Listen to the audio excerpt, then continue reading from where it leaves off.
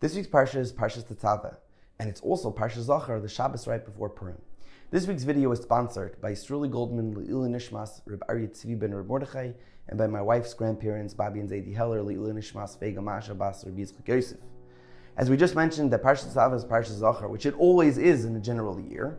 The question is why? What's the connection between Tetzaveh and the Shabbos right before Purim, Parshas Zachor? So if you look, the first pasuk in Parshas Tetzaveh states the commandment of Moshe Rabbeinu to light the menorah in the Mishkan. Now, if you think about it, the menorah is the symbol for Hanukkah, not Purim. So what would be the connection to Purim? So I was thinking, I saw a vart from the Sfas Emes. I heard from a Rabbi Nassan Hirschberg Shlita, who's told me over this vart actually. He said that the Sfas Emes says at the end of the Megillah, after Klal Yisrael is saved from the decree of the evil Haman, there's a famous pasuk, La Yehudim Haisa Oira V'Simcha V'Sasim V'Yikar, which we say every Matzah Shabbos and Havdalah. And Chazal, the Gemara Megillah, say that what's Oira? Oira Zu Torah. Frektis Sfas Emes. What do you mean, Oira Zu Torah? If Oira is Torah, then just say La Yehudim Haisa Torah. Why do you have to say La Yehudim Haisa Oira and then we have to darshan and figure it out from there that it means Torah? Just say La Yehudim Haisa Torah. Says this Sfas Emes something powerful. That during the days of the Megillah, during the time period, they really didn't have the Torah. Why? Because they only accepted the Torah Shebeksav originally. They never really accepted Torah Shebal Peh. Hadar Kiblu B'mei Achashverosh, the Gemara in Shabbos Daf Peiches explains that Klal Yisrael, once they saw the Or Gadol and all the Nisim that HaKadosh Baruch Hu created and miraculously did at the times of the Purim story, to save them from the decrees of Haman, they took that Or Gadol, they took that light upon themselves and said, you know what, we're going to accept the Torah B'Ahava, we love Hashem, He saved us, we're going to accept Torah Shebal Peh.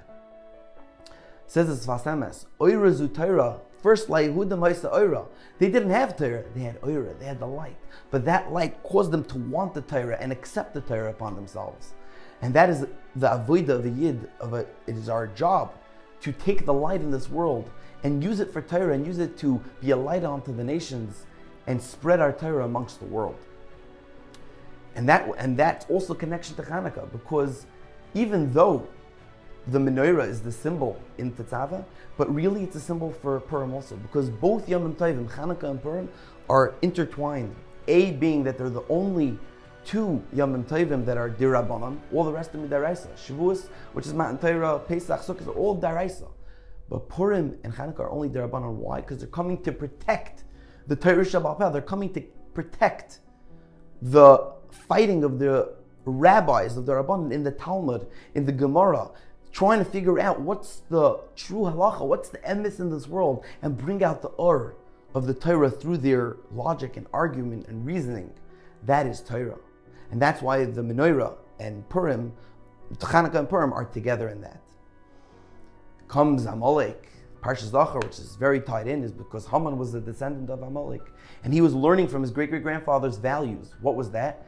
To be against Torah, to hate Torah. No nation in the world wanted to attack Klal Yisrael after Hashem performed the amazing Nisim and Kriyas Yamsuf after they came out of Mitzrayim, except Amalek. He went and he fought them. Where? In Refidim. Zak Rashi, where was Refidim? Sherafu Yideim Min HaTorah. The reason it was called Refidim is because they got weak in their Torah over there. They got lax. They were secure. We don't need to learn so much. And that's where Amalek attacked them, because he said, Torah, we are the antithesis of Torah. If you're getting lax in your Torah, that's when we're going to come and fight you, because Torah won't protect you. So Memela, Haman learned from his ancestor and did the same thing. And Memela, that's why Parshas Zachor is so important to eradicate that remembrance of Amalek. By how? By taking the Torah and spreading it to the nations. Taking the light and dispelling the darkness. In fact, the word Yisrael, Klal Yisrael, is the same gematria as the words Or v'Cheshach. Because in this world there's light and darkness. And our job is to dispel the darkness.